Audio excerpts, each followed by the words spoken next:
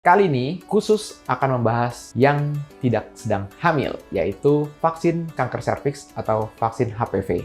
Jadi akhir-akhir ini sedang ramai diberitakan bahwa akan ada nih program pemerintah yang akan menggratiskan vaksin HPV untuk kanker serviks. Nah, HPV ini adalah singkatan dari Human Papilloma Virus.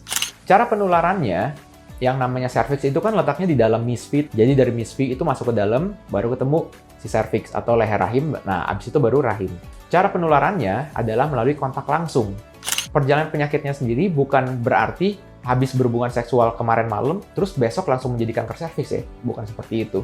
Gejala awal yang dapat dirasakan seorang wanita apabila serviksnya terinfeksi oleh virus ataupun jamur atau bakteri adalah keputihan. Jadi harus bisa dibedakan ya, antara keputihan yang normal yang terjadi setiap siklus menstruasi ataupun keputihan yang tidak normal.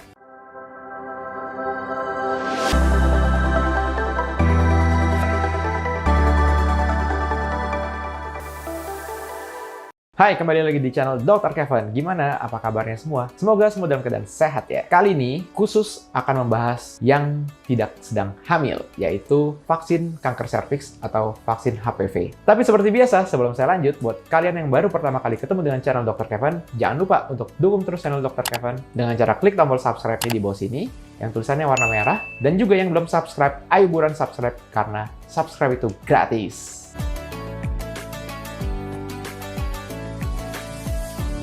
Jadi akhir-akhir ini sedang ramai diberitakan bahwa akan ada nih program pemerintah yang akan menggratiskan vaksin HPV untuk kanker serviks. Nah, HPV ini adalah singkatan dari Human Papilloma Virus. Jadi mengenai vaksin HPV ini berbeda ya dengan vaksin COVID. Tujuannya adalah untuk mencegah terjadinya kanker serviks. Kalau vaksin COVID kan supaya untuk menimbulkan daya tahan tubuh terhadap si virus COVID. Jadi apa hubungannya virus HPV ini dengan kanker serviks? Virus HPV ini adalah nama virus, Human Papilloma Virus, yang dapat menyebabkan kanker serviks. Serviks itu adalah bagian dari rahim, yaitu yang dalam bahasa Indonesianya kita sebut dengan leher rahim atau mulut rahim. Jadi kalau hamil di dalam rahim, nah rahim ini ada lehernya yang menghubungkan rahim dengan vagina atau jalan lahir. Lehernya ini yang disebut dengan serviks. Ibaratnya kalau misalnya botol, terus ada leher botol kecap gitu lah. Nah, itu leher botol kecap itu adalah yang kalau di organ reproduksi namanya serviks atau leher rahim. Nah, si leher rahim ini atau si serviks ini dapat berubah menjadi kanker.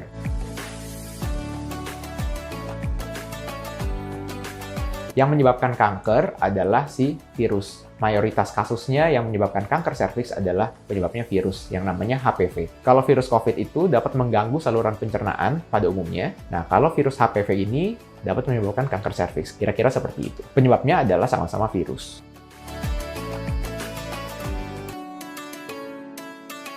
Cara penularannya, yang namanya serviks itu kan letaknya di dalam misfit. Jadi dari misfit itu masuk ke dalam, baru ketemu si serviks atau leher rahim. Nah, abis itu baru rahim.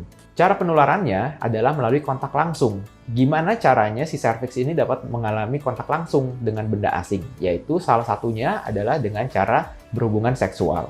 Pada saat terjadi penetrasi penis, nah disitulah dapat terjadi kontak langsung nih antara organ kelamin. Berarti memang si virus HPV ini juga kemungkinan terdapat di alat kelamin pria.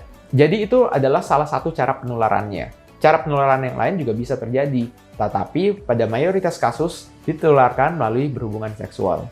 Jadi dari antar orang yang satu ke orang yang lain, gitu. Jadi bisa saja seseorang ini menjadi pembawa si virus, tetapi dia dapat menularkan ke orang lain yang akhirnya si orang itu karena ada paparan berulang, nah bisa menjadi kanker serviks di kemudian hari.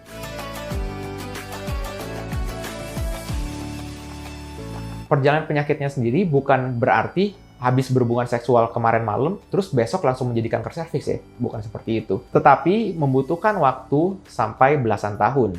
Ada beberapa penelitian yang bisa mengatakan bahkan bisa sampai 15 tahun baru menjadi kanker serviks. Karena itulah ada rentang waktu yang bisa kita manfaatkan sebetulnya untuk menterapi atau mengambil tindakan sebelum terjadinya kanker serviks.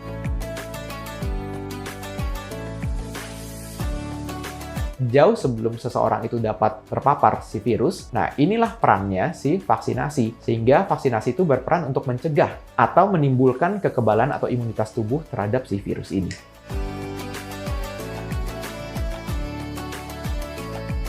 Gejala awal yang dapat dirasakan seorang wanita apabila serviksnya terinfeksi oleh virus ataupun jamur atau bakteri adalah keputihan. Jadi harus bisa dibedakan ya, antara keputihan yang normal, yang terjadi setiap siklus menstruasi, ataupun keputihan yang tidak normal. Mengenai cara membedakannya, sudah ada videonya di sini nih. Tinggal diklik linknya aja ya. Jadi di situ udah dibahas gimana cara membedakan antara keputihan yang normal dan yang tidak normal. Tetapi apabila seseorang sudah menderita kanker, itu akan terjadi gejala yang berbeda. Pada umumnya terjadi adanya keluar cairan nih, yang berbau tidak sedap. Nah, itu sebaiknya sudah harus diperiksakan ke dokter sejak pertama kali kalian merasakan kok ada sesuatu keputihan yang tidak normal ya. Nah, untuk menyambut kabar gembira, ayo mulai sekarang tingkatkan kesadaran untuk merawat diri sendiri dan untuk berperilaku pola hidup sehat ya.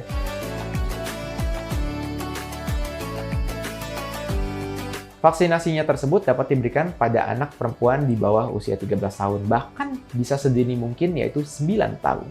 Jadi jangan ragu untuk memvaksinasi anak-anak, saudara-saudara, atau bahkan ada kenalan-kenalan kalian yang usianya memenuhi kriteria untuk vaksinasi. Ingat, vaksinasi ini adalah untuk mencegah, jadi bukan untuk mengobati ya. Karena mencegah jauh lebih baik daripada mengobati. Oke, sekian dulu konten Dr. Kevin kali ini. Semoga video kali ini dapat bermanfaat ya. Jangan lupa untuk dukung terus channel Dr. Kevin dengan cara klik tombol like, komen sebanyak-banyaknya, dan subscribe buat kalian yang belum subscribe, serta share video ini ke semua sosial media kamu supaya video ini dapat tersebar luas dan bermanfaat. Saya Dr. Kevin, until tomorrow and stay healthy.